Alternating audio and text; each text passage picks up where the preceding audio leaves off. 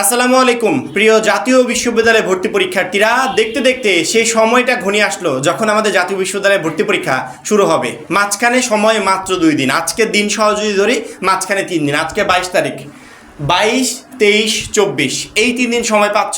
পরের দিন সকালবেলা থেকে তো আমাদের জাতীয় বিশ্ববিদ্যালয়ে ভর্তি পরীক্ষাটা শুরু হয়ে যাচ্ছে। যেই ভর্তি পরীক্ষায় আমাকে 60 মিনিটে 100টা এমসিকিউ দাগাতে হবে।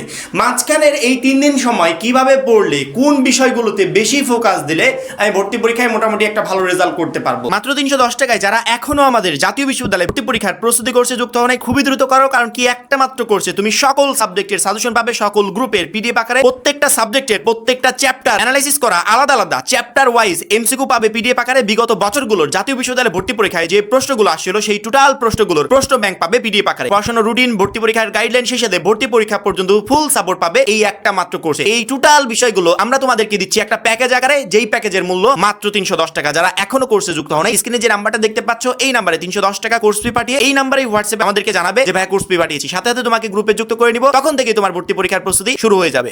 যদি কোনো শিক্ষার্থী আমাকে বলো ভাইয়া 100টার ভিতরে 100টা প্রশ্নই কমন পেতে হবে, আমি সবার থেকে ভালো রেজাল্ট করতে চাই, সেক্ষেত্রে তোমার এখন টাইম শুধুমাত্র রিভিশন দেওয়ার। এতদিন কি পড়েছো সেগুলোকে এখন শুধুমাত্র সামনের এই 3টা দিন জাস্ট রিভিশন দিবে। সেগুলো আবশ্যিক সাবজেক্ট প্লাস গ্রুপ ভিত্তিক সাবজেক্ট, জাস্ট রিভিশন দিতে থাকো একের পর এক। দিনে যদি 5 বার পারো, 10 বার পারো, 15 বার পারো, যেই কয়বার পারো, যেই সাবজেক্ট যেই কয়বার পারো রিভিশন দিতে থাকো একের পর এক।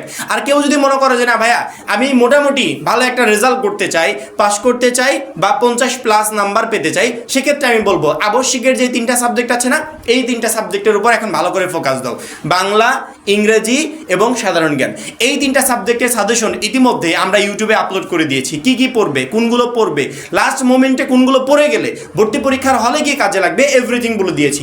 ওই টপিকগুলো পড়ো এবং এই টপিক রিলেটেড আমরা যে এমসিকিউ রেডি করে দিয়েছি সেই এমসিকিউগুলো পড়ো। আমাদের পিডিএফ কোর্সে আমরা অলরেডি এমসিকিউ দিয়েছি, সেই এমসিকিউগুলো তুমি কমপ্লিট করো। ইনশাল্লাহ তুমি জাতীয় বিশ্ববিদ্যালয়ে ভর্তি পরীক্ষায় আপাতত এই 3টা সাবজেক্টে যে বেস্ট একটা রেজাল্ট করবে, 50% প্লাস প্রশ্ন কমন পাবে, এতটুকু নিশ্চয়তা দিতে পারি। কারণ কি এই 3টা সাবজেক্টে আমাদের হিউজ নাম্বার, 60 নাম্বার।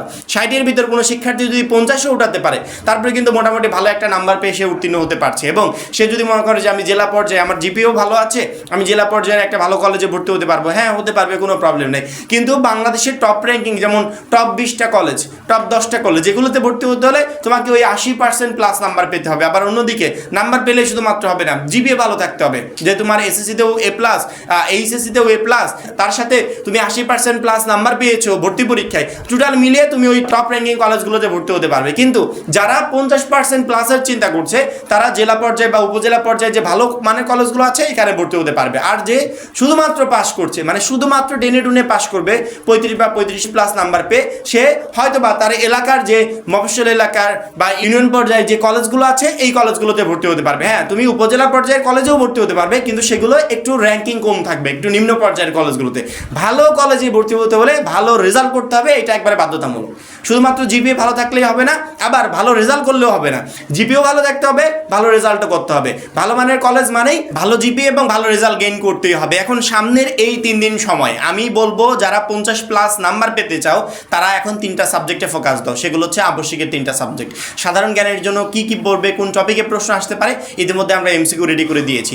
ইংরেজির জন্য তোমাকে কোন কোন বিষয়গুলো পড়তে হবে সেগুলো অলরেডি আমরা দিয়েছি, ওইগুলো পড়বে। বাংলার জন্য তোমাদের বাংলা প্রথম হোক দ্বিতীয় হোক এই 2টার উপর যে এমসিকিউগুলো রেডি করা দরকার সেগুলো আমরা রেডি করে দিয়েছি।